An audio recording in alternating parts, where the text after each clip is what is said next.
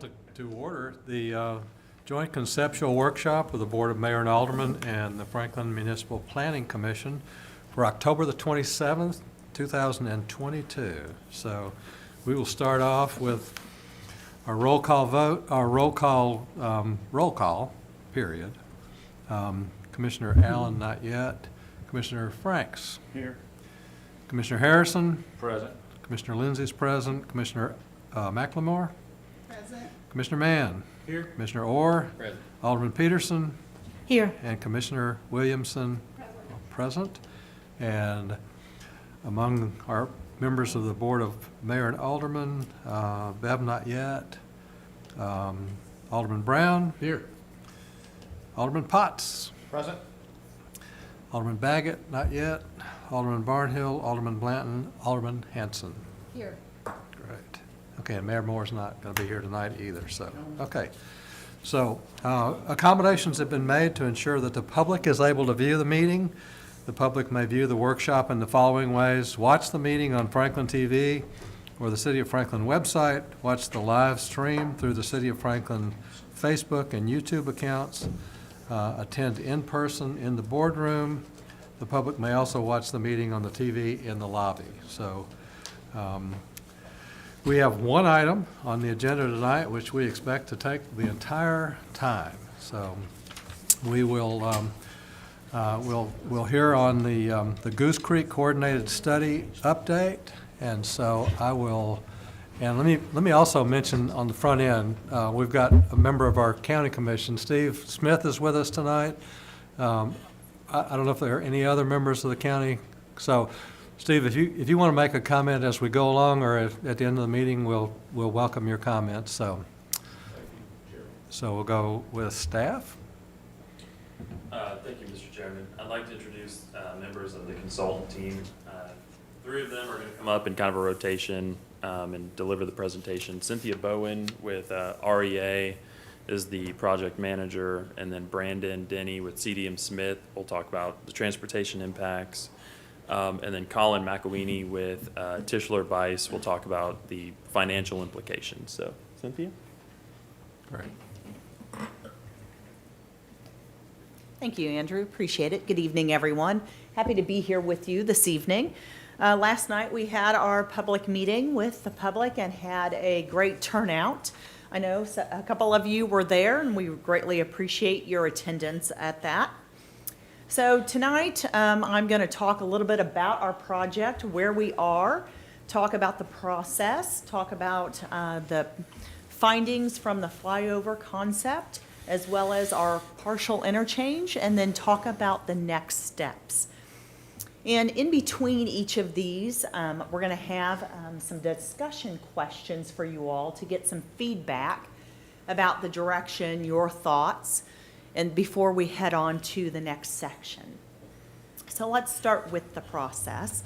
So if you remember, we have kind of two study areas that we're looking at. The big solid, or the smaller solid red box, is the area where we are looking at land use and utilities. And then you see the larger dashed red line, the larger red box that has the dashed red line, is where we're looking at transportation in those impacts. As typically they are a much larger area and have larger impacts than what we would see from the land use. And so Brandon and CDM Smith were looking and ran the model outside of that main smaller box.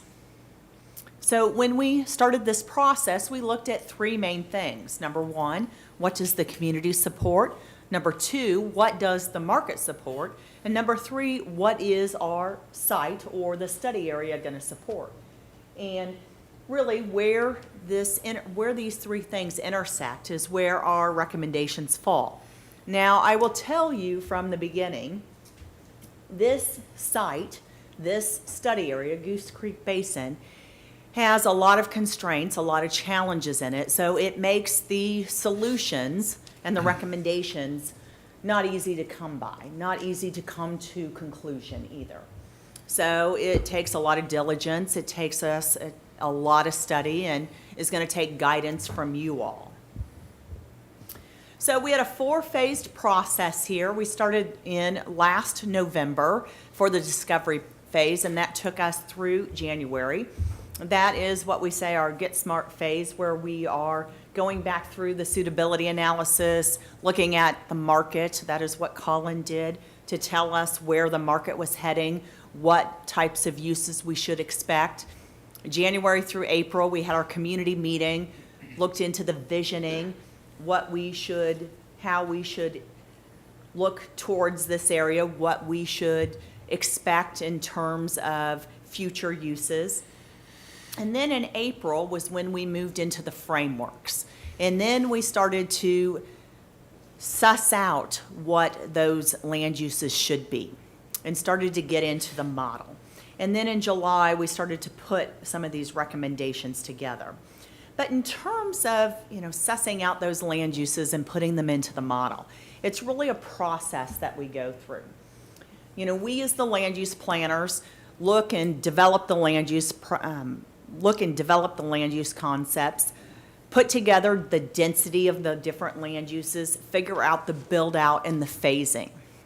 And we hand that over to Brandon and his team, and they put that in the traffic model and start to run that traffic model.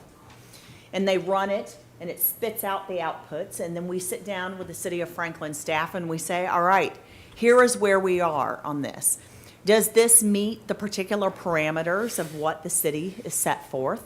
Does it meet the technical standards of what we know of professional practice, of what you all have set in terms of policy?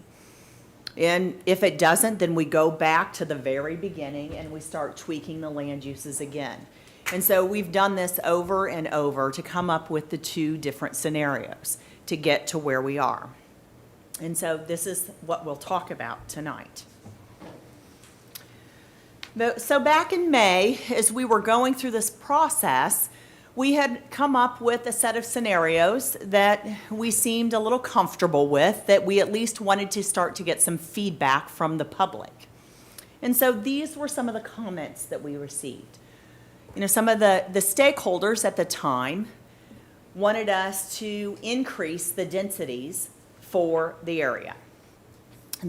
Some of them liked the general step-down approach that we had, the transition from the I-65 out through the urban growth boundary. They were not supportive of a single-use multifamily district on one of the scenarios that we had. They wanted to make sure that future land uses were compatible with the development that had already been approved and entitled. They wanted to make sure, or that they generally weren't supportive of low-density single-family uses. And that was because they were concerned about what the impact was going to be or the cost was going to be to the city. They also were concerned about the development along Pratt Lane and Carruthers Parkway, and that it needed to be more pedestrian-focused. And that they wanted us to look at and focusing on how do we keep people in the area? How do we orient development so that people stay here, if you will, make it more like a mini city? So regarding conservation and the conservation district that we had there, some supported the conservation district as we have proposed. Others that were located along Pratt Lane, some of their property had 50% of it designated as conservation, and they were worried that it will negatively impact the property values or their ability to develop that. So regarding transportation, there were some concerns that identified the timing of the interchanges may be too long. So the queuing at the interchanges were going to be a little bit longer than, and it may not be as comfortable as what they thought. Many were concerned that the flyover was not going to provide the relief that we were hoping. And that we needed a much more creative approach for Pratt Lane and Carruthers Parkway. And then there are also conversations about the fiscal considerations. what were going to be the impacts on police, fire, and school services? How was this development going to be paid for? And what was going to happen to taxes in the community? And I should say, these kind of concerns, these questions were also raised again last night at the public meeting and to us when we were out in the corridor talking to people. So this map here, we're providing this as an estimate of what traffic conditions are right now in the future in 2030 based on the development that has been approved. And so what we are trying to achieve at this point in time is we don't want this area, we don't want the traffic along Goose Creek Parkway to become another Murfreesboro Road. This is one of the things that we are trying to avoid. And so with that, I'm going to turn it over to Colin, who's going to talk about the fiscal considerations and the impact of the two different traffic scenarios that we have. Colin?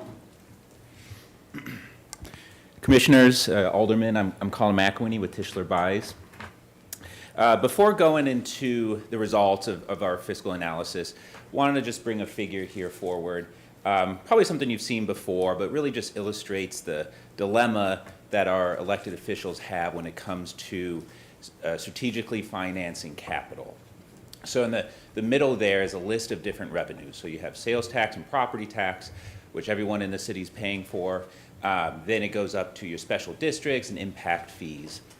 Now on the left is a continuum of the nexus between the benefit and the fee.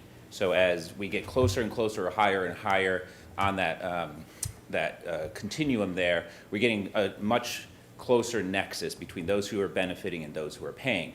Unfortunately, on the right, you're seeing that pool of people that are paying decreases as we go up into that continuum. So for a sales tax, everyone's paying that, but there tends to be a weaker connection between those who are paying that and specific benefit for specific capital financing. Area-specific assessments, so special districts, those TIFs, there's a revenue there that's being collected and stays within that district. So a clear nexus between those who are paying and those who are benefiting. Similar dilemma here when it comes to operating costs. We haven't touched on that in this analysis, but just bringing this forward, there's services like police and fire that are typically and recommended to be funded through property tax. These are citywide services, citywide benefits, so there should be citywide financing or revenues for that, those services. And then you can see that gradually going down to the bottom, like services like development services, building permits, inspections, where those should be 100% finance cost recovery by fees, because there's a single individual who's getting benefit from that service. So we have two concepts. There's an interchange concept and a flyover concept. Labeled here are scenarios because I wanted to drive home the point that these are scenarios and with assumptions, density assumptions that we've put together with the team, consultancy team and city staff. We don't have a crystal ball to estimate exactly how the needle is going to point, but over 30 years in the interchange scenario, we're projecting an increase of 9,300 new residents in the Goose Creek area. That would be 11% increase from the total city population today. Then that would get us to 4,379 total units, about 1,500 single family and 2,900 multifamily in the interchange scenario. You can see the job growth in non-residential square footage there. So that's about 4,000 new jobs, or 5% from where we are today, and 1.5 million square feet of non-residential development, so commercial and office. We have slightly less development happening in the flyover scenario. We're getting a little less density because of the programming of those infrastructure capital plans, but we're still getting about 7,500 new residents, 3,300 new housing units, 3,800, 3,900 new jobs, and still 1.5 million square feet of non-residential space. Here's a diagram of the build-out. So over 30 years, you're seeing the interchange, that's the purple line, gradually overtaking the flyover scenario. Similar on the employment side, both of those, population and jobs sort of plateauing after year 20. So, capital revenue projections. Over the 30 years, you're seeing 5 revenues here that the city currently collects that's dedicated for capital expenditures. We have debt service that's being collected from property tax. There's sales tax that's being dedicated. Actually, I think that's sort of a new sales tax, so sort of today moving forward. That's a dedicated sales tax. There's road impact fees and park impact fees, so that's the one-time payments on new construction to offset their capital demands. And then we have the city facility tax as well. So on the interchange scenario, that's $123 million, $127 million, and $110 million in the flyover scenario.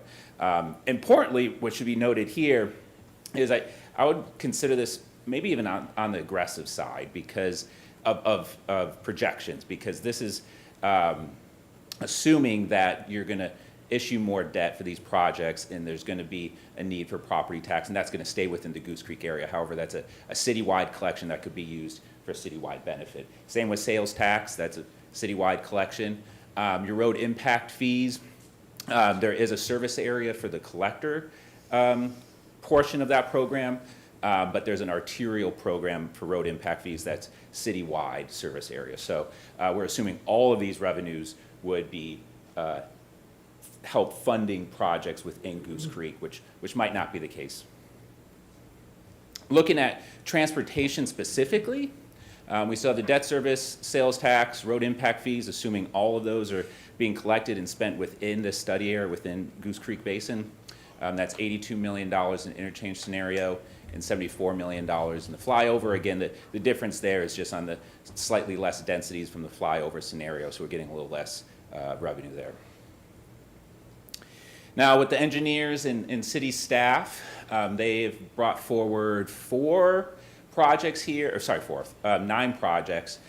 transportation projects that are needed to accommodate future growth and the build-out of Goose Creek Basin. That's similar in the interchange and the flyover scenario, and that's $217 million for new roads in the area. Importantly noted below in the figure, in the interchange scenario, we haven't included additional costs for the actual specific interchange. Hopefully that would be funded through state grants or federal funds, but there might be some dollars that the city might have to chip in the future. So we have the available revenues for transportation, compare that to the total transportation cost that we just saw, gets us a deficit of $134 million in the interchange scenario and $143 million in the flyover scenario. So there's a funding gap here that would have to be financed through other revenue sources to make sure the transportation plan is completed. You got a couple graphs here just to illustrate what that looks like. In the green is the revenues, capital revenues from the one-time construction. And then in the red are those costs. And then in the blue is the cumulative impact. So you're seeing that gradually making its way back up, but still in the red. Similar illustration here in the interchange scenario. Really the difference happening here is, again, the magnitude slightly less in development, and the timing is slightly, there's a slight difference there compared to the flyover scenario. And with that, I'll turn it over to Cynthia. Thank you. So let's talk a little bit about the design concepts. So first, we're going to talk a little bit about the flyover concept. So this particular concept, we have had with the density, we have 3,300 dwelling units, with the non-residential, about 1.5 million square feet of non-residential available to us. As you see in the dark purple here, we have regional commerce. In the light purple, we have neighborhood mixed use concept.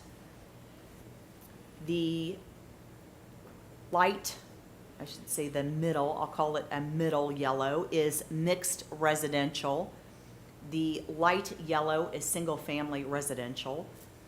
The light green is conservation subdivision, with the dark green being the conservation area. Now, on this particular concept, this flyover concept, the staff and the consultant team do not recommend this option. And the reason for that is, after everything that we had tried scaling back the density on this particular concept. We tried limiting the development. We tried changing up the transportation improvements, scaling up the roads, trying different options. We could not address the infrastructure deficiencies in this particular model or this particular concept in order for it to be a viable concept. And so what I want to do now is have Brandon come up and talk about, we even tried changing the timing and the phasing and still could not make it work. So I want Brandon to come up and talk you through the transportation portion of it and what we tried and why the intersections are failing. Hi, everyone. So this map here is intended to represent the capacity conditions at the intersections with the limits of what we thought were reasonable improvements to the system, infrastructure improvements with the roadways. So it includes new roadways that are part of your Envision Franklin program, as well as I guess, as well as the maximum amount of improvements we thought were good at these intersections to handle the amount of traffic that was supposed to be flowing through the area. What I tried to show here is that you have green, red, and yellow. I think y'all all are familiar with level of service and delay already. The point of the colorization here is that the green dots would be intersections where, with the infrastructure improvements, your intersections are likely to be, okay, good conditions, what would be maybe LOS A through C. Yellow is a point where the intersection is reaching your city's threshold of acceptable service, which is an LOSD, and red is places where you have very bad conditions. Red, though, in this case is not so much just bad. What I tried to do here, what I tried to also represent with that color and the choices in which intersections to apply it to, is that even if we are drastically overestimating the amount of traffic that's going to be passing through this area, the conditions are still bad. You just have more volume than you have infrastructure. So another element is I wanted to highlight a couple of the intersections at the 65 interchange and at Long Lane. I wanted to point out that another criterion that we used, which I think has been brought up from your engineering group previously, was that an acceptable condition for driving in your peak hour would be if the ability to at least make it through your signal and your intersection through 2 cycles, right? So you don't make it on the first one, you're waiting, you make it through on the second one, we can agree that that would be something that's acceptable service conditions. In this case, even with the improvements that we put into the system and at the intersections, those 2 intersections and the particular movements that are highlighted, they're still just beyond that level. So at the interchange getting off and on I-65, you're going to have some issues. And even with triple left turn lanes at the Long Lane intersection coming out of the Reams Fleming development, it's still going to be very heavy delay. So the flyover development, the flyover concept, it does allow you it does allow some of the traffic to move to the south if you want to go to the I-840 interchange to travel on the Interstate South, or if you have a destination you want to go in the southern area of the city, you don't have to go up through Goose Creek. You have another opportunity to get around that area, but it's just not enough.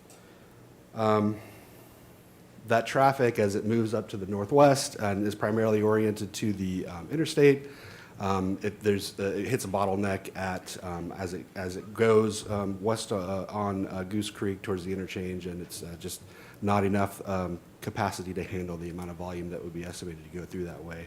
So what's another way that we can look at this? Well, what I'm trying to show here is the areas of the roadway network that would be very heavy queuing, extensive queuing, very heavy congestion. And the way we estimate that is by looking at the compounding of traffic as vehicles aren't making it through the intersections, they're having to wait. The more that happens over the course of your peak hour, the more that builds up, and it influences the other intersections in your area and cascades out around the system. So the red is really intended to show you the points of the area, of the points of your roadway network that people are likely to avoid. That's one idea we took into account in trying to estimate how people are going to travel around this roadway network. You can see that even by taking even by offering another alternative roadway in the south, and assuming that, for example, someone coming from Paytonsville in the southeast wanting to travel up to the northwest on Lewisburg, if they don't want to go, the shortest route might be to go across Goose Creek. Now you have the opportunity to avoid all of that congestion and go around, even though it could be a longer travel distance.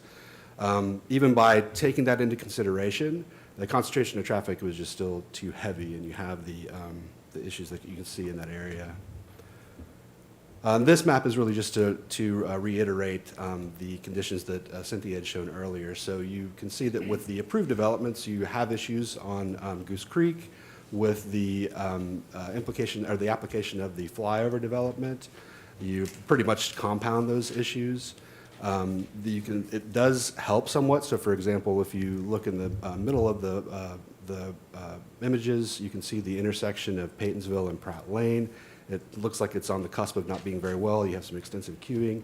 With the application of the flyover, we would expect some of that traffic would travel to the south. You'd alleviate that congestion. It helps the intersection, but it doesn't help the system that's already not working very well. And so ultimately, with all the point is that with all of the infrastructure recommendations that we came up with, just really wasn't a good way to make the system work well. And so that's the framework I'm going to use when we get into the partial interchange concept as well. But right now, we'll let Colin go into the financial element of it. Yes, I am. So, just to sort of drive home the point here, in the flyover scenario, we're getting about $110 million over the 30-year build-out. There's a need, or actually, just for roads, it's $74 million. There's a need for $217 million to do those projects specific to Goose Creek Basin. So we have that funding gap there of $143 million. Now, one thing to discuss is that there are different revenue financing strategies that the city has and has used before to help cover this gap. There's TIF districts, there's addressing your road impact fees, which you're doing right now, looking at furthering the sales tax or property tax to help fill this gap.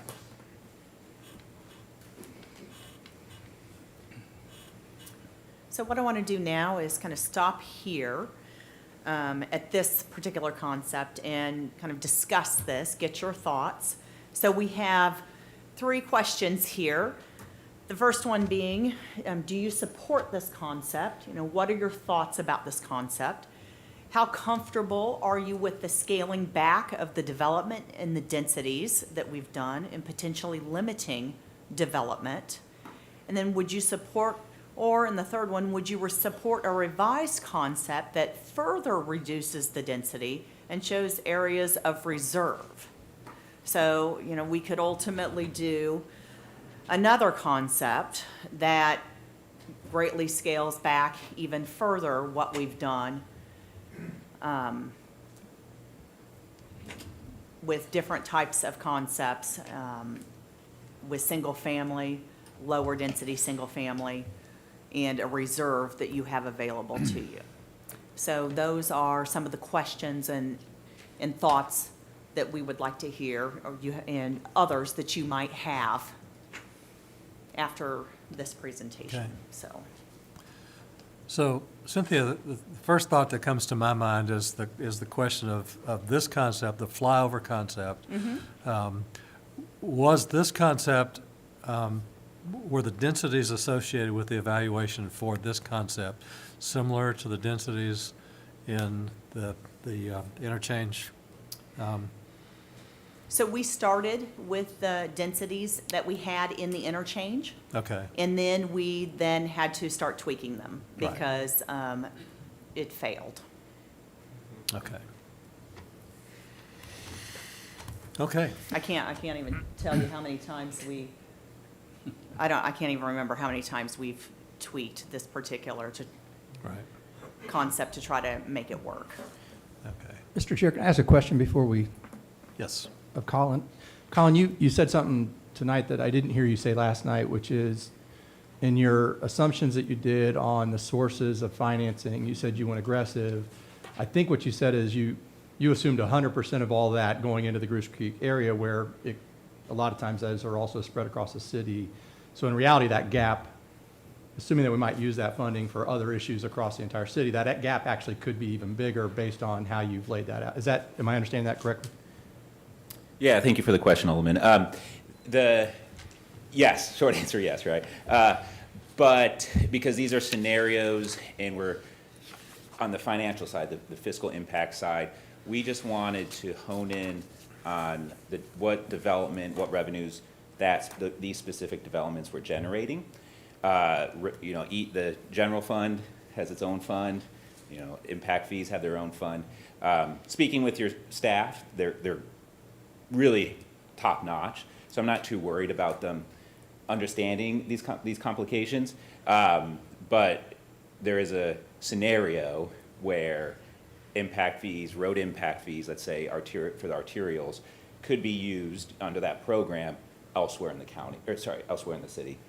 Vice versa, if this is a top priority for the city, you could bring in other revenues that current residents are paying to help support this financing. Mhm. great. Okay. Yes, On slide 27, from the flyover concept with the excessive queuing, that excessive queuing is occurring with the flyover over the interstate, Carruthers Extension, and the long lane overpass all being completed, right? That's right. Okay, just want to clarify that.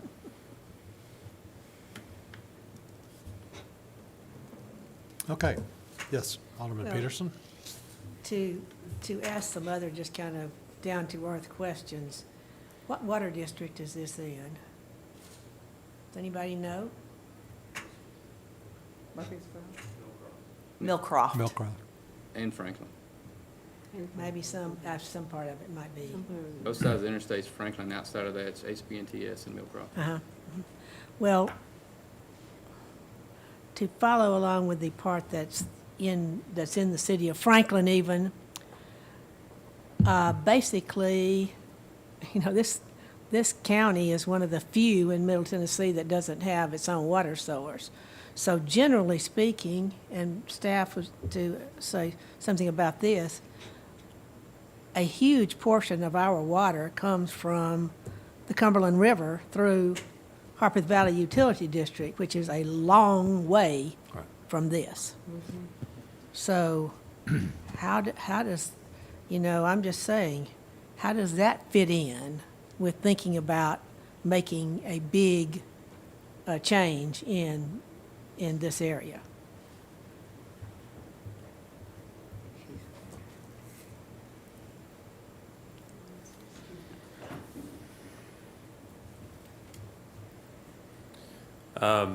The vast majority of the study area is in the Millcrofton Water District. We have had several conversations with their general manager.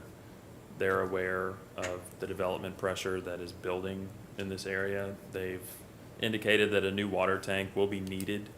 I haven't heard any issues regarding Harpeth Valley and purchasing water from the Cumberland. It's just been about the availability because this is the end of their service territory and it's also at the end of ours. So in addition to a new water tank, all of the existing distribution lines would have to get upsized with development. And that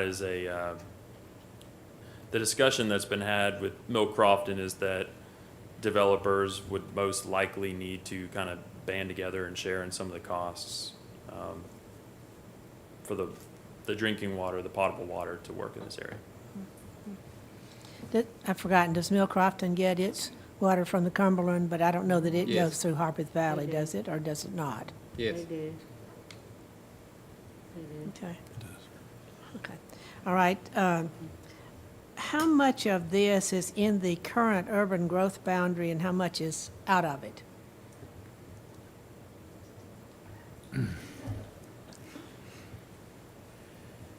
On this slide, the orange line is actually the current urban growth boundary. The study area goes farther east down Paytonsville Road Indeed. to where this dotted orange line is. So that would be, that's the proposed expansion of our urban growth boundary. So would you say 1/3, 2/3, or? Probably more than that. And in addition to that, the city's annexed almost 1,000 acres, a lot of that being outside of the UGB. So it's, you know, that's part of the area that we would recommend expanding the UGB to take in those parcels too. Okay, maybe just two more things right now. We have been talking on Tuesday night, for example, about how to spend a lot of money in the Cool Springs area because of the bad traffic conditions there, and how much money that would cost to the city. And so I just wonder, has there been any discussion with staff or anybody about, you know, whether, sort of how those two things would work together or be, you know, being contested between those two areas on needing a lot of money? And Adam, you can jump up, but in terms of the CIP, there are very few projects in the 10-year CIP in this area. I believe the Pratt Lane, Paytonsville Road intersection is on there, Long Lane overpass, and then maybe a little bridge improvement on Pratt. But those are the only projects in the 10-year CIP. But now the Long Lane extension over, That's funded. That's in the CIP currently. yeah, that's correct? right. And we, It's just also a list of. no, but yeah, but now, let me ask you, whenever you're talking about the flyover, what are you talking about? The flyover is that lower crossing, the gray line that crosses, you know, that's totally unfunded. That's just something we have to look at as a scenario to alleviate traffic from the Goose Creek interchange. So, There's a $36.8 million transportation expense on slide, whatever this is. What slide are you looking at? 19. So in your grand totals, that is included in this 200 million too, just FYI.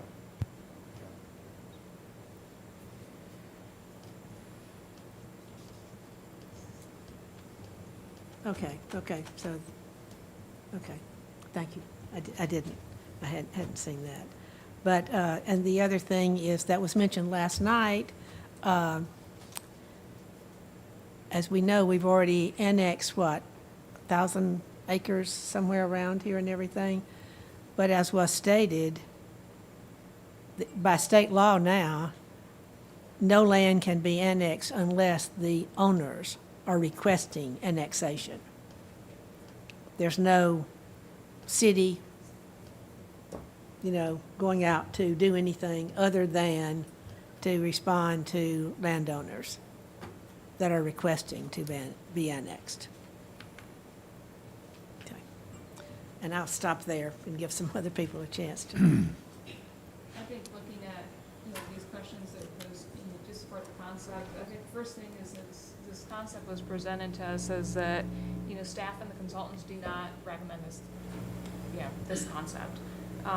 You know, I know there's a lot of expertise behind that, and so when it's kind of presented with that, you know, it's like, oh, okay, you know, there's things that they have looked into that I'm not aware of that, you know, so that's why they're recommending to not support it. And then you get to the second question, how comfortable are you scaling back development densities and limiting development? And it looks like, you know, kind of the parts that don't work are the infrastructure, you've got long queuing lines, all of this stuff.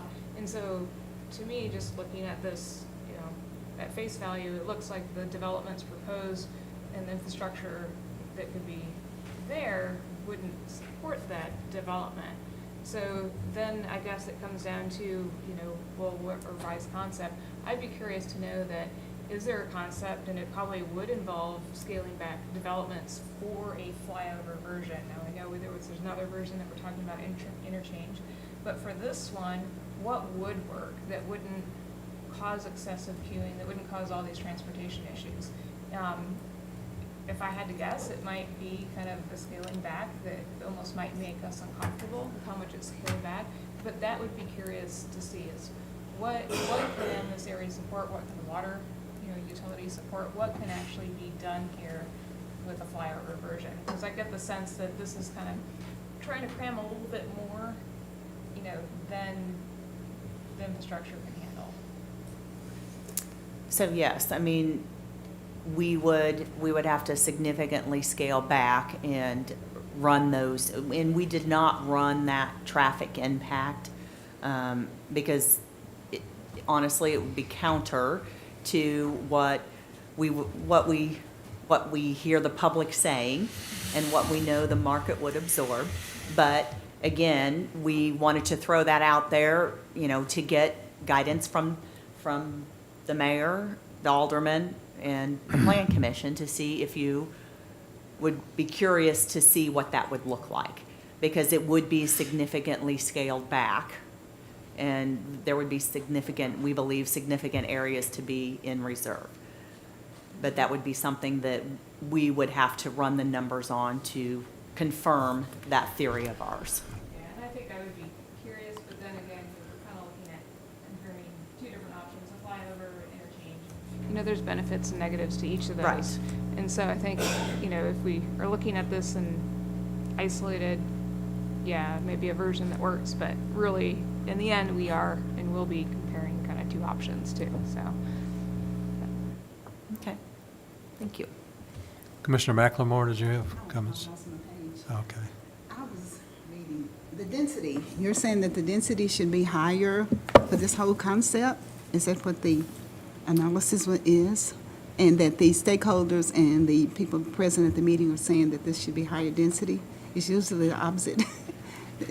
So we do have some stakeholder and property owners who have requested that the density be higher, yes.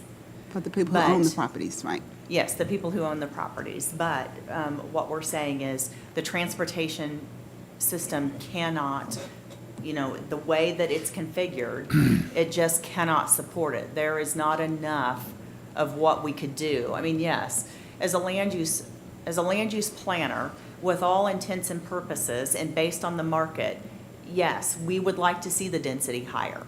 It would work, but the transportation system cannot support that. As we said, you know, we've tried everything. We've tried, you know, widening lanes, increasing it, adding more things, and it's just not workable. The amount of queuing time, the length that people have to wait through. I mean, we've tried to reroute traffic. When I say we, I mean the general team Right. here has looked at many different scenarios, and there's just no scenario where it doesn't fail. That's what I'm thinking. Right. That was one of the questions I had. You can move on to the Okay. next person. Other comments? I got a question. Sure, Jim. So, TDOT, did you consult with TDOT and the fact that they've designed that bridge and the 10 lanes that we have out there in comparison with Highway 96? And did you do the traffic count on Highway 96 and the amount of services that are being provided up and down the neighborhood and the lack of not having enough lanes? But it appears to me that TDOT and Franklin had projected significant growth for both sides of the interstate corridor, along with connectivity across the new Long Lane overpass. Are you assuming that Long Lane's not going to get built right now, or are you assuming it is going to be built with your calculations? So the model was run with the flyover for Long Lane because it's funded. So that was a piece in there. The question about TDOT and the bridge, the wide bridge, it was based on, you know, back in the, I think it was mid-late 2000s, if I remember right, on how, might be a little bit more than that. But how wide they needed. They didn't have, they had what we had to, as far as some of the approved development or the potential development on both sides of Goose Creek. That's kind of why we're doing this study, is to say, okay, well, we're looking at expanding that on the east side of 65, which if you could imagine, like I'd like to bring up, Cool Springs wouldn't be able to be built with just one interchange. So we're looking at, and Baker's Bridge, for example. So we're trying to look at, I think what Brandon did was, Long Lane, it's funded, we know that can go in, so we'll put traffic on that. The Goose Creek interchange is the place to be, right? And then we have the flyover to help alleviate some of the east side that commutes down to Spring Hill, some of the workers, whatever you want to call it. So as far as with the types of development there, like big box, grocery, whatever, so that they won't have to go to 96 to go to Home Depot, to Publix and whatnot. I think that was also looked at, and I'm getting on my traffic range here, but I don't know if anyone can help me on that one. Sorry, so you're saying what the... Just the types of development that we could reduce the trips to 96, and they would be internal, kind of like Yes. internal capture trips? Yeah. Yeah. We looked at, so as far as the developments, we looked at reducing the retail potentially, but then that, in my opinion, the point of this is that you can make that area a destination so that you can balance your traffic. And by reducing the retail, you're taking away that destination, and it's going to be primarily residential. And then you just have directional traffic. They're going to be going to work, they're going to be going to 65, they're going to be going to the Berry Farms development as the destination. By reducing that, even though that is a major traffic generator, you take away the ability to balance the traffic on the east side of the interchange. So we did look at that, sorry, I keep walking away from the microphone. We did reduce the developments, and we reduced single family, we reduced the mixed-use development up in the north, close to where the area of, the primary area of congestion up near the 65 interchange. But I think that there wasn't a level you could get to that would be financially worthwhile. Yeah. And we did reduce the internal capture for the mixed use. So there was a percentage that we typically use for our other mixed use developments to reduce trips. That is in the model. Yes, sir. Thank you. And I think that's an important component of this, because it seems like we can't sit back and say, well, here's more land, let's fill it up. Because it appears that when you consider, and I know that the traffic component of this is a very measurable, we can assign a dollar value to that, and somebody's got to cover those dollars, whether part of it's done through TDOT and part of it done through city or through developers or what have you. The water component is still a big part of this issue, and it seems like, again, that we're beginning to get into the fringes of our service area where beyond which we cannot serve anymore. And maybe that's not something we all say out loud, but the reality is that whether it's being served by the city of Franklin or with water support from Mill Crofton, and I guess I'm hearing that Mill Crofton's responsible for all the water on the east side of the interstate, and the potential, maybe whatever role Franklin plays in that, but they're building another new tank on the extension of Moore's Lane and coming across towards Hillsborough, and so they're I say that from the perspective of the concern for reducing some of the densities really comes into play on a lot more than just the transportation perspective. The transportation, the water, do we need a series of big box stores that at Goose Creek by interchange versus what we've got at Cool Springs and those kinds of things, so. Yes? Yeah, how do your population projections compare to the MPO projections for this area over that same time frame? I'm going to need to go back and look. I don't have that off the top of my head, but I can come back I and get back suspect with you. that's what TDOT probably used when they sized the size of that bridge is 20, 30-year, 50-year projections through MPO for population. I'll follow. Just curious. Yeah, I'll follow back up with you. Okay. This is kind of random, but you know, the median price right now is $1,070,000 for a home in Williamson County. It's far greater than we all thought a year ago or 2 years ago. And so if you don't have density, you don't have diverse housing, you don't have the ability to obtain a home at a reasonable number, especially with rates. So I see a decline in housing market right now. And I just believe that there's a correlation between the growth of our city and the expected growth of corporate enticement, you know, and the fact that we've got a lot of land already zoned for apartments, a lot of land, but it seems appropriate to have the density along the interstate since our neighbors to the east, further layered on off and layered off to the west, don't want small lots anymore. So I think there's some things to consider when it comes to the density count.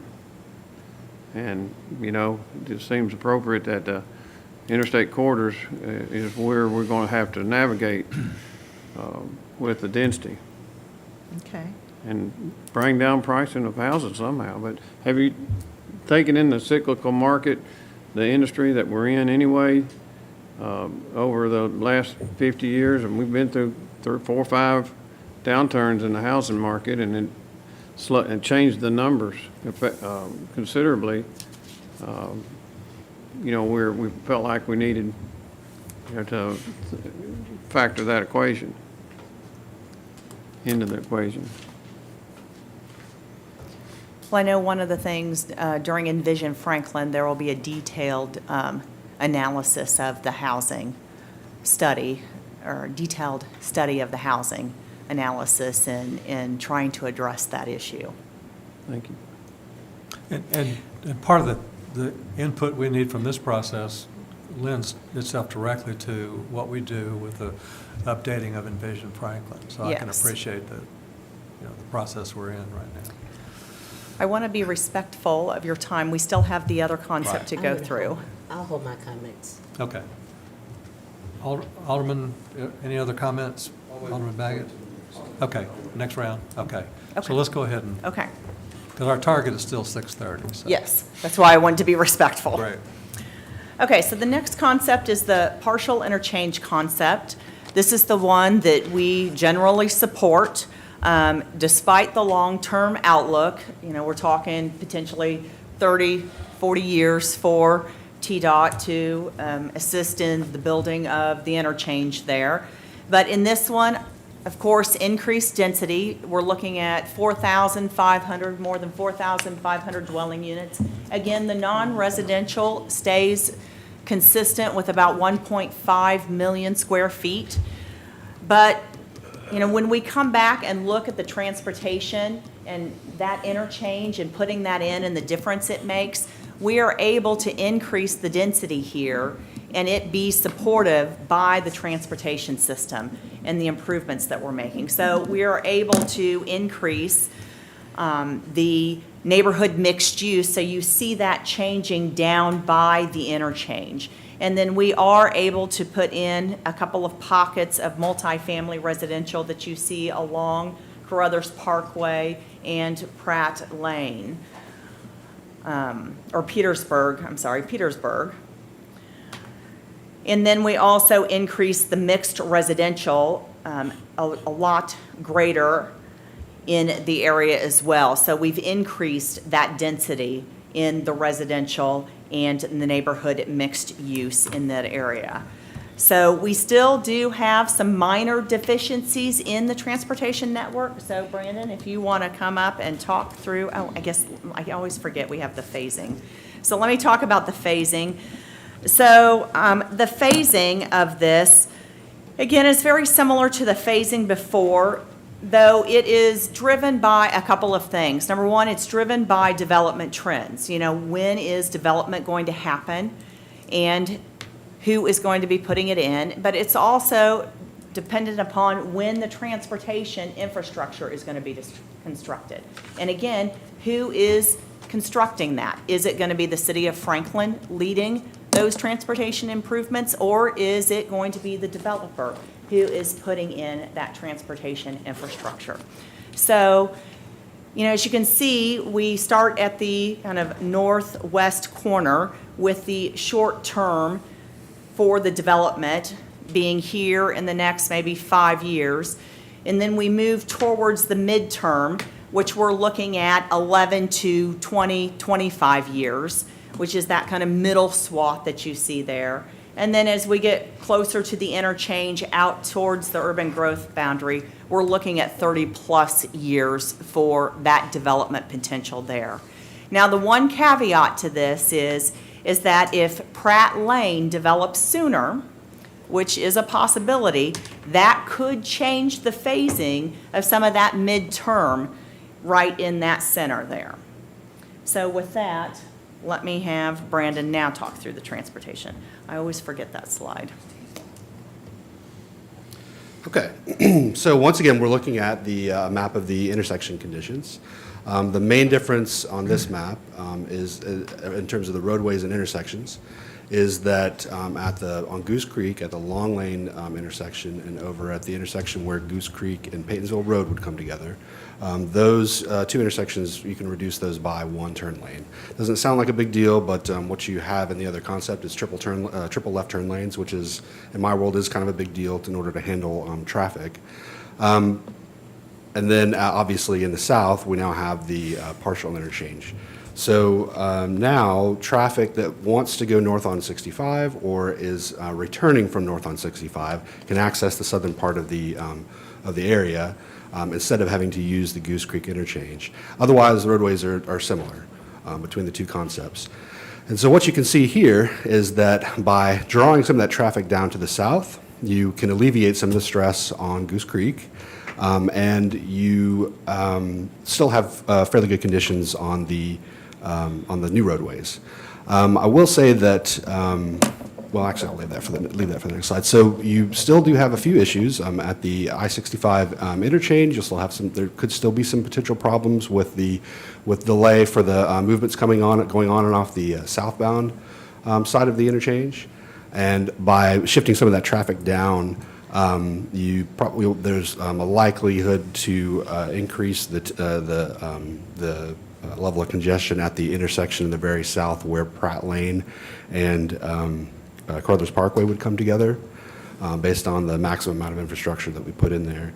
And then, again, in terms of the partial interchange, we try to max that out by shifting people over to this area, thinking that they would both avoid congestion, and now you have the convenience factor of it's closer for me to go to this area and get on northbound 65.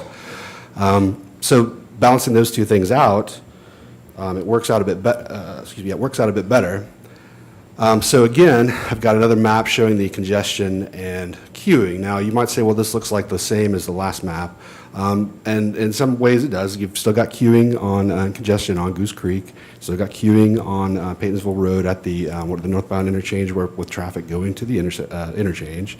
And now you've introduced some congestion down at the intersections in the south and the interchange because of the amount of volume that we would expect to shift down into that area. The main difference is that you can't see on the map is that with the delay that you would experience in the flyover concept was about triple what you would get at the interchange on Goose Creek in this area. So it is a reduction, and it gives you more flexibility to find solutions. So now, again, I just wanted to show you real quick the comparison between what you are anticipated to see with the existing the approved developments and what you would potentially see with the addition of the flyover interchange. And basically, Again, I'd just be reiterating the concepts I was just explaining, but you have the ability to improve the conditions up on the Goose Creek area by shifting traffic down to the south and giving them more opportunities for access. And now I will transfer it over to Colin one more time. So a little bit of the same here. Just to review these numbers, when we're thinking about roadway costs, that's $82 million in revenue. The costs are 217, so you're seeing the deficit there of 234. Wanted to go back to the question about housing. During this effort, we did put together a market analysis, and I had to check my numbers to make sure this was correct. But the city's projecting nearly a 50,000 increase in population in the next 20 years. If we reduce out what housing developments that have been already approved and yet to be constructed, we still had enough in the market to support those projections to absorb the homes in Goose Creek Basin. So that, at least in current conditions, which was done in February, so the economics have changed. But on an assessment, I think the market could bear these two scenarios.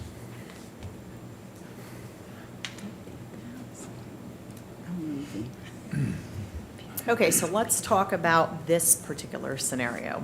So on this one, our question is, do you support the partial interchange concept? And are you comfortable moving forward with the development approvals and increased density, not knowing whether the partial interchange would be approved by TDOT?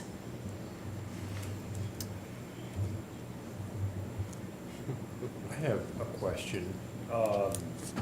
So you had proposed phasing the developments really over a 30 to 40 year time frame. And then you also said that I think the interchange, assuming it was approved, was like a 30-year time frame. At least. So there's a big gap there while we're developing. Some of those, the midterm phase is being developed prior to the interchange.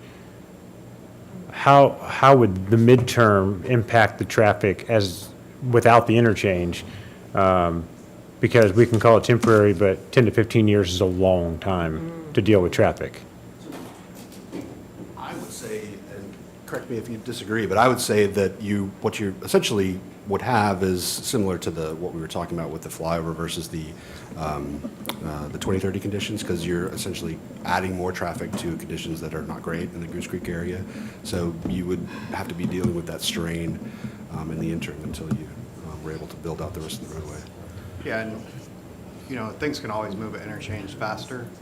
Look at Ford over there at Blue Oval in Memphis.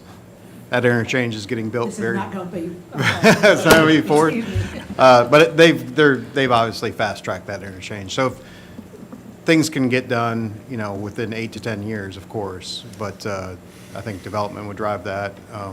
The feds have a big say in, basically the only say, on if you can build an interchange or not on a interstate, right? So they're very, we really have to go through FHWA. And I don't know if you guys remember, the reason why it's partial interchange is because there's a system-to-system interchange, 840, and there's a certain distance that we have to be away from a, quote, I-840 to I-65. There's two interstates. So we have to be a certain amount away. So we're trying to keep the ramps to the north of the system-to-system interchange. That's why it kind of, if you had a question about partial versus full interchange, that was the reason. How far north of the 840-65 interchange is this parcel located? I think it's about a mile, right at around a mile. Okay. That's a minimum. And with respect to the federal approvals that you just described for the partial interchange, do the same kinds of conditions and approvals apply to a flyover where you're not actually tying in They're on-ramps usually and off-ramps? They're usually okay with flyovers. Yeah, those are, from what we understand with our meetings with TDOT, is that would be a done deal. If we're building it over the interstate, they're okay with that. And so then we know, because we talked about the role of the federal in the system of building an interchange with on-ramps, off-ramps. The flyover, would that be locally funded, or what would be the difference there? Yeah, you could look for grant funding for federal grants or TDOT grants first for that type of thing, but it would be Okay. funded by us. Comments, questions? I have a question for Ann. Ann, isn't that flyover a TDOT City of Franklin joint venture? The flyover at Paynesville? Or Long Lane? Well, I think it's West I think it is. Yeah, they built the piers They with the. built the piers. Yeah. Oh, without the pier, okay. Thank you. That's, Can't even see Commissioner it. Allen?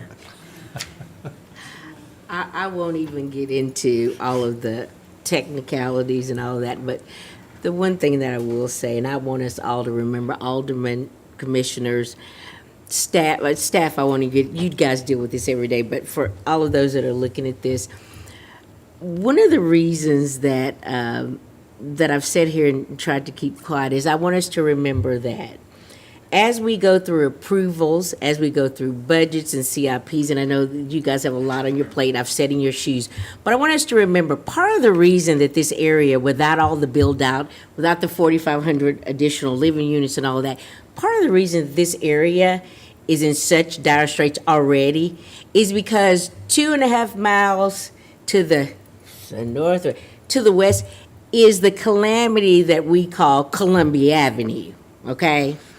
We use this to get away from that. I use this to get away from that, okay? And there is no relief in sight for that, okay? And so as we start these approvals, and as we start saying, yes, let's do this, okay? That's not good. Columbia Avenue's not going anywhere, okay? And as we start this and we start building and trying to phase and trying to get approvals from TDOT and the feds and all of that, think about how long it took for Mac Hatcher, the last phase, to get approved, and how long it takes, how long it's going to take as we start approving these developments. And those 11, that midterm you're talking about, 11 to 14 years or whatever, how many units will get in there, and how long? Let's not let this become our next Columbia Avenue that we have to deal with. The people that already live here have to deal with this and have to deal with this and have to deal with this as we wait on this shortfall and the monies to come through. And I know I'm preaching, but I'm just saying, guys, we're talking about living conditions that we'll have to deal with. Now, I know we're going to have to do this and all that, but we got to consider this, guys. We're talking about living here and dealing with this. And so as I go back, and you said 4,500, and I want you to just scream. We've just talked about water, and then there's sewer. And so I know I'm preaching, but guys, this is real. So we've got a lot to consider as we consider this. It is more than just numbers. And I know that we're talking about property owners want to come get it. And if I were a property owner, Lord knows I want to have 2 inches per unit, okay? I want to put as many as possible, but we just got to consider all this. And I know I'm preaching, but it's just real. So we got to think about this. It's not just Goose Creek. It's down the road. It's Columbia Avenue. You know, we got to deal with that. So I'm going to hush now and I'm going to stop. But it's just, you know, it really bugs me that we just got to look beyond just here. Okay. And as you talk about, then there's Cool Springs. Okay. So, okay, I'm done. Thank you. Thank you, Commissioner Allen. Yes. Marcia said, we have to look beyond. I think about the 20 years and the number of people. That same number of people that are going to be in that area, they're not going to be affordable housing. What are we going to do? I know this is not the time to talk about it, but we need to think about it. The same people that are living, you know, the price points that are there now, they're only going to go higher, and we're struggling for people to live here that have affordable. So how do we fit that into the equation? Because we're going to have the same situation 20 years from now. And I don't know how you address that and how you can calculate that in any way, but we just have a crisis. And we're going to continue to develop, and 50,000 people in 20 years, that is scary. Where are they going to live? And will it be just people that are going to be affording the houses like Jimmy said? You said 1.2 million right now? I thought it was 900,000. So Elm and I sit on the Housing Commission in the City of Franklin. We got the recent data statistic from Kathleen the other day, and it's amazing, just the 1 month increase and the year over year increase. but it's right now $1,070,000 average median price in Williamson County. And that's just unacceptable. And that's because we changed the rules and the regulations. We've got 1 unit per 5 acres out in the county. Off of major arterial roads, we still have, on the arterial roads, 1 unit per an acre in the county. And then the city of Franklin has got the densities restricted to around 2 units or on the average. I don't know, Amy or somebody can answer that, what the average density is right now, but it's less than it was 5 years ago. And we think it's all appropriate to keep everybody along the interstate corridor because that's the traffic flow and the mass transportation. The mayor's advocated, and a lot of us have advocated, how to get transportation up down the medium of the interstate. So I think the surrounding counties need to be considered what the 7 counties surrounding Metro is thinking about mass transportation, how to get people to and from Nashville. But this is a great subject and a great topic, and we're all stakeholders, and we've got to think about everybody, and we've got a great town, so I'm sure we'll figure something out. Well, we haven't in 30, 40 years, and we just keep ignoring the problem, and it gets bigger and bigger. Well, I remember 35 years ago, we spent $60,000 on a sewer study, going to run a 48-inch water main to the Cumberland River that was going to cost $2 million, and we didn't do it. And we should have run that water main and not rely on those municipalities or those utility districts to buy water. But impact fees and one thing we don't have and we hadn't talked about is the recovery rights. If I spend $16 million running sewer to my site, I'm benefiting 12,000 acres out there. There needs to be recovery fees to help me pay for it. So yeah, new construction going to pay for a water tank and going to pay for a sewer treatment plant and things like that. So the deficit we have, I don't know what you're getting at the end of the day. Have you told us yet who needs to pay for all this? Mr. Chair, and I agree, Commissioner Franks. I think that's, there's a lot of things that you said are spot on. I mean, one thing on both of these scenarios, we're looking, but I know many people's feelings here about the water and sewer impact fee, adjustments that we're looking at that are planned to pay for or supposedly pay for a lot of this growth. And I'd be curious to know what the impact of each of these scenarios is on the capacity of sewage treatment plant and water treatment plant that we would need in that, as we're looking at that project. Because when I see a $300 million or whatever it is, 200, 300, pick a number, they're both big. How much does this add to that? And I know you looked at transportation infrastructure costs, which is obviously important. That's what the study's kind of scope was surrounding. So I get it, but the reality is we're making another decision on sewage treatment plant and water treatment plant, and if that adds another $100 million, price tag, and that's right, developers do pay that with impact fees, part of it. But if we take out debt, and correct me if I don't see Michelle here, but if we take out debt on water, and Chairman, you probably know this, but I think if the utility takes out debt for a treatment plant, then the ratepayer has to pay that. So so we're not going to be paying for all this in cash. That's right. With the development fees. So the ratepayers are going to pay for whatever. So I think we have to balance it. I'm with Commissioner Franks. I mean, there's going to be growth. But man, I mean, when I look at the figures of, I just started a new business last year, and if I saw these figures, I'd say it's a bad deal. There's better bad. I think the traffic engineer said this last night, better bad and bad. You probably were told not to say that again, but Better, bad, and bad. I thought it was good. And we've got a failing Goose Creek now, which is hard to believe because it's massive. Or not, it's not now, but it's projected to fail, right? The other things, but I do think having it up there by the interstate makes sense. The density, right there at the Goose Creek bypass and where, Paytonsville Road comes in, like that all needs to be cleaned up. And you can do that with density there because you're right there by the interstate. I think there's absolutely a lot to be said for that right there. But as you move out, and even move down, Pratt Lane and Paytonsville Road, you know, I just don't know. And yeah, I guess if the magic, if we could make development pay for this, that'd be great. But you just showed us financials where it doesn't. Right. And so then we're gonna have to raise impact fees to do it. And I don't know, and to raise impact fees to cover that deficit, you know, like I've been preaching at the BOEM meetings, the sewer and water impact fees by themselves are, I know, gonna cancel developments that have already been approved if we pass what's put in front of us. Wait till we increase the road impact fees, and then we're gonna have an issue. We're gonna have a real issue. Right. So anyway, I've taken up too much time, but I think that Commissioner Franks is right. Density does need to be by the interstate, but it seems like there's something here, there's a larger problem here that obviously a flyover and a partial interchange didn't fix.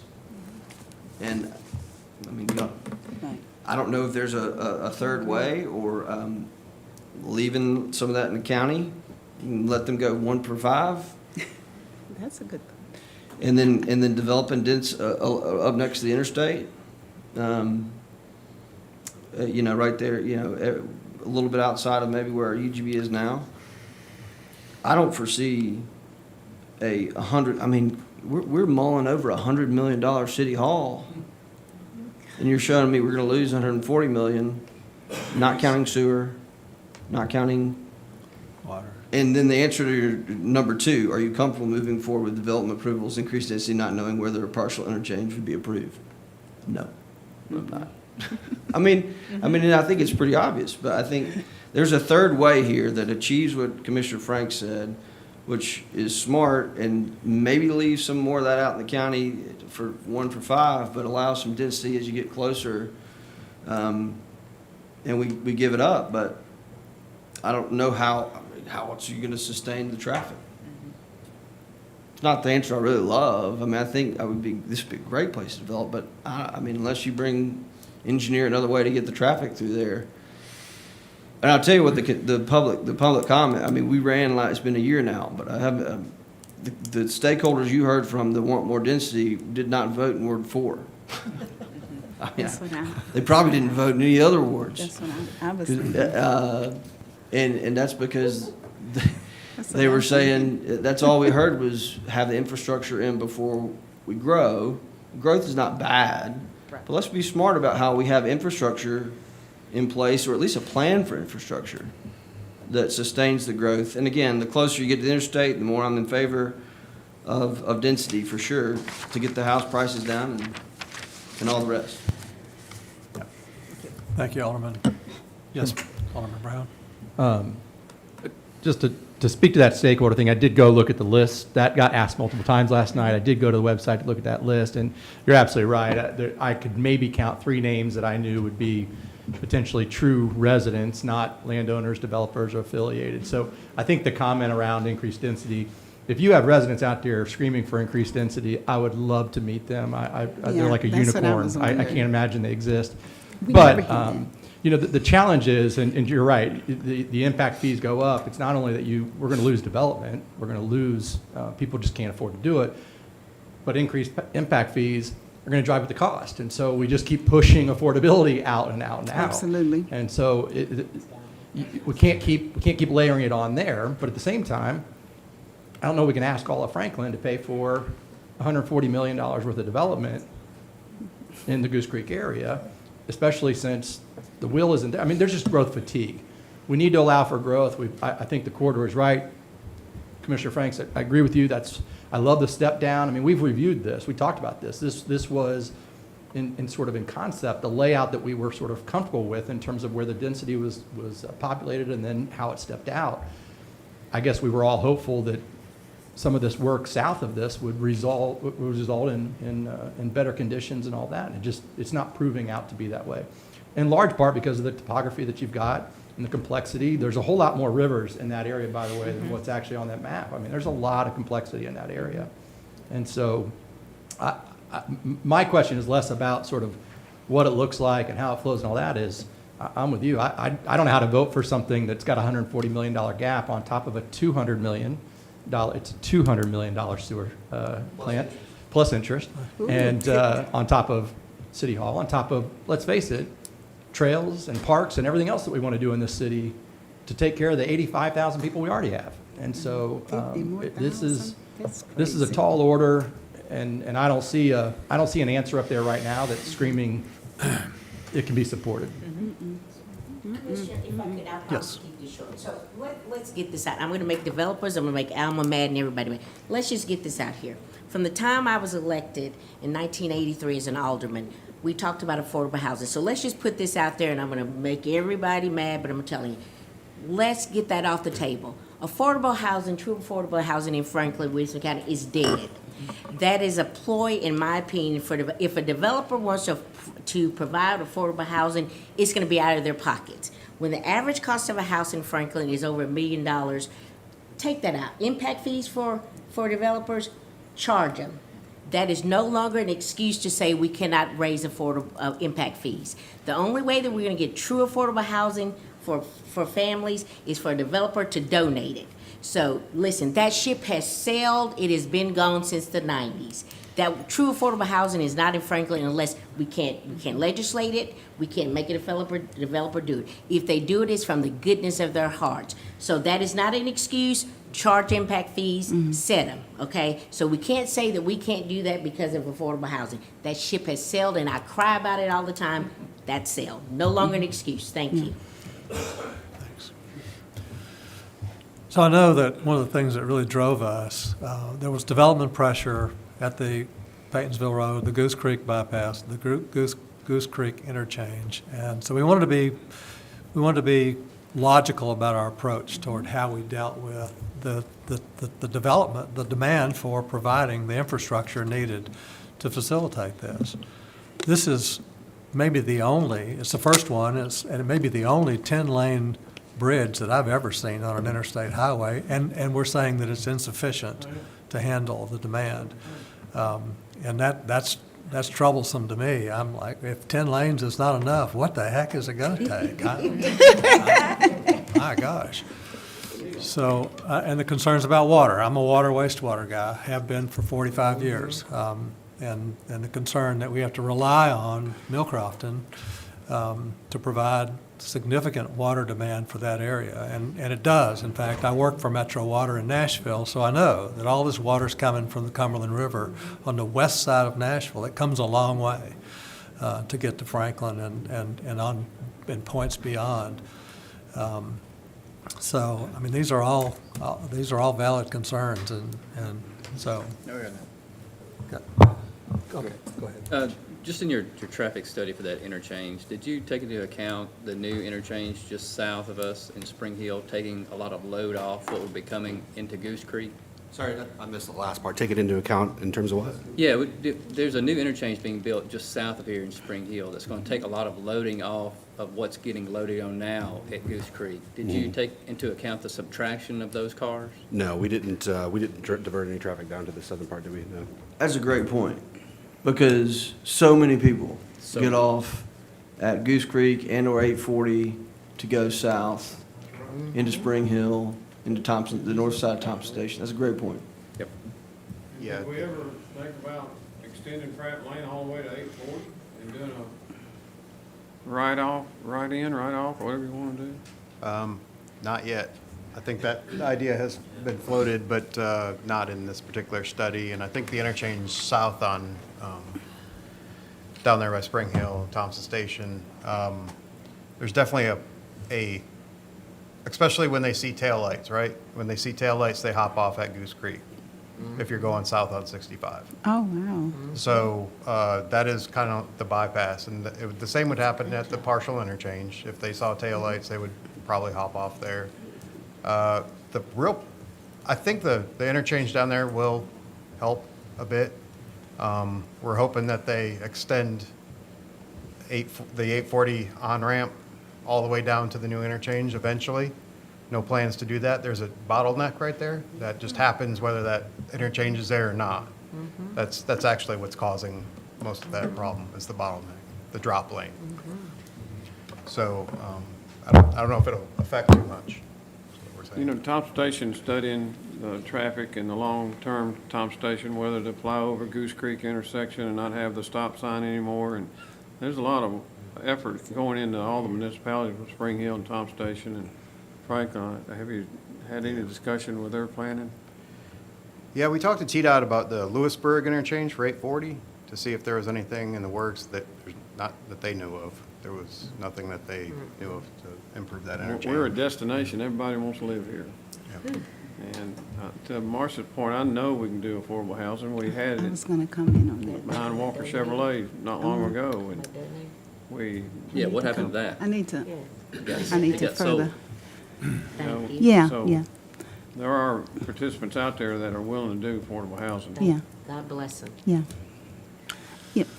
I just wanted to make a final comment on that as well, to clear that up for the audience. Jim and I are on the Housing Commission, and we do have the Housing Commission that is still in existence. So if there is no opportunities and if we're not really getting anywhere, then we need to eliminate that. But right now, there are currently some projects underway now that are in that affordable housing category. So just to give a little bit of hope, we never give up.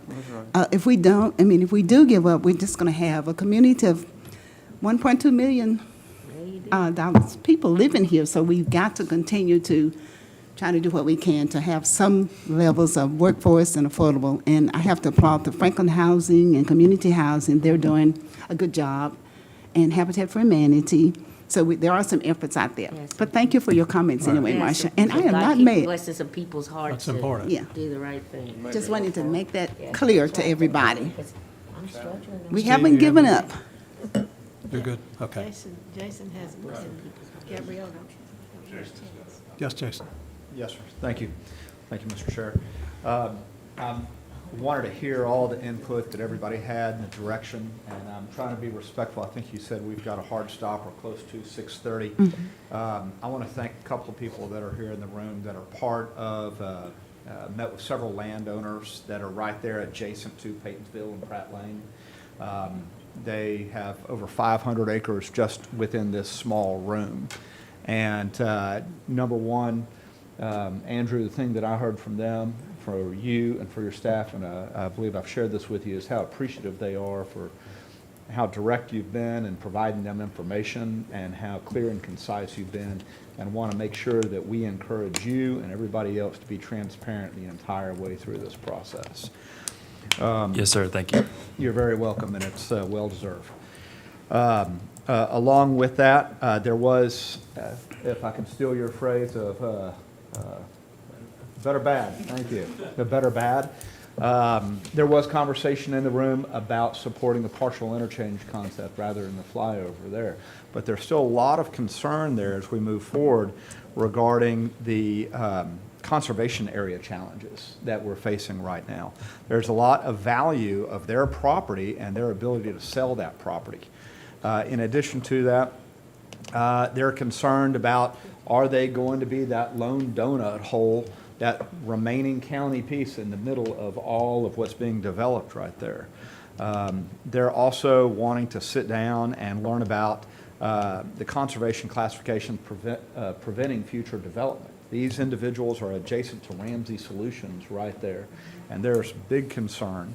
There's concern about certain landowners whose property has now become all conservation areas, and they're going to have difficulty selling it while their neighbor actually is zoned differently.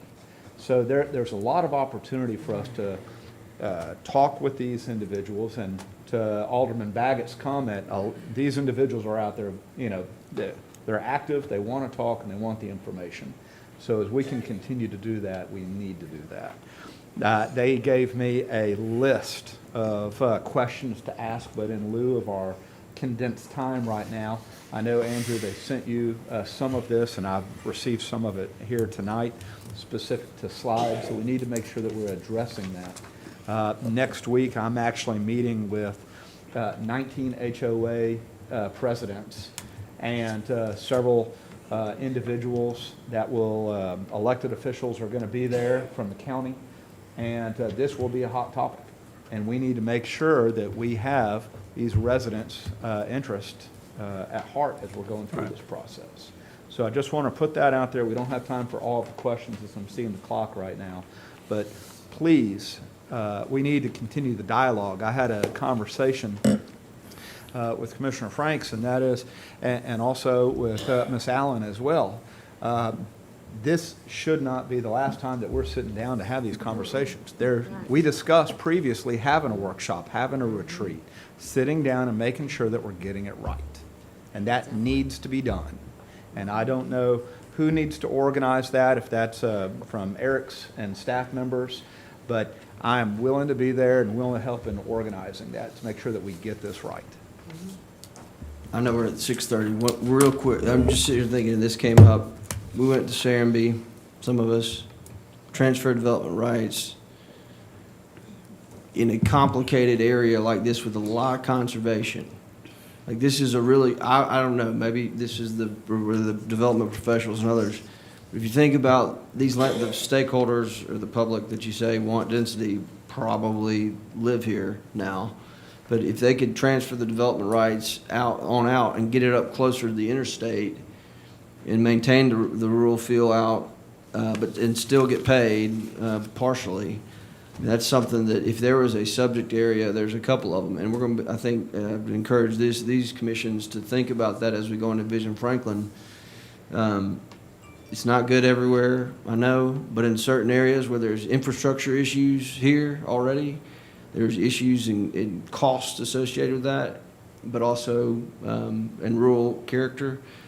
And density is better near the interstate. How do we get more density closer to the interstate where development can invest in those failing intersections instead of them having to invest in sewer all the way out Paytonsville Road. They can invest in the traffic and infrastructure or the transportation issues where they exist. I don't know. I just think we need to think, staff, I'd encourage you to think outside the box on this, the consultants as well. And what I'm hearing is we need a third way than what we have here. You And did maybe that's mention part of it. You did mention the PIDs, and can you explain that to everybody? The program on Mentioned they call it the PID, is that program? You familiar with that? Somebody mentioned it earlier, I thought.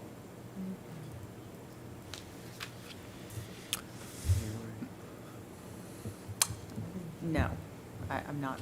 Okay. We're leaving. Okay. Staff? Oh, TIF district. Oh, the TIF TIF. district. Yeah, is that what it is? Okay. That's just whenever we use that money that they are paying in Oh, yeah. the property TIF. taxes to pay off something. And finally, whenever it gets paid off, then they go into the regular property tax, to the regular property tax. So, I don't know how much direction we've given you. There's got to be a third way. That was the direction. Yeah. Okay, so the next steps, well, there's got to be a third way. So, we have to go back and refine the recommendations based on the input that we've gotten from you. So I will coordinate with staff on our next steps as we are to prepare the technical memorandum, and we are to come back before a board meeting in December. Okay. Great, thank you. Yes, Alderman? Can I also put this out here? And I want to say two things. Ms. Allen, I hope that you're wrong. All right, I want to put it out there because I'm on the Housing Commission. We met earlier this week, and we are trying to redefine what the requirements could be for developers. Number two is this. I don't know that we are required to have any more open meetings, but you mentioned coming back in December. Do we have anything scheduled for additional public input or any survey or any other way for input to be received as you're going through this process? So right now, we have information open right now on through our website. Okay. That people can provide input. Okay. And note things on our map. Okay. So on Social Pinpoint. On social pinpoint. Okay.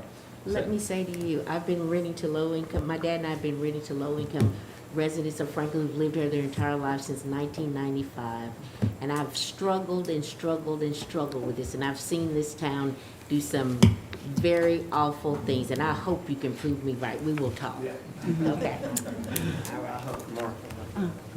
Oh, just one final thing for me. When I talked about the affordable and workforce housing developers, I left out Hard Bargain Association, and they were building affordable homes, so didn't want to leave them out. Thank you. Okay. I think we've done all we can do at this point tonight, so thanks so much for all who participated and for your input, so. Alderman Potts, we've hit the limit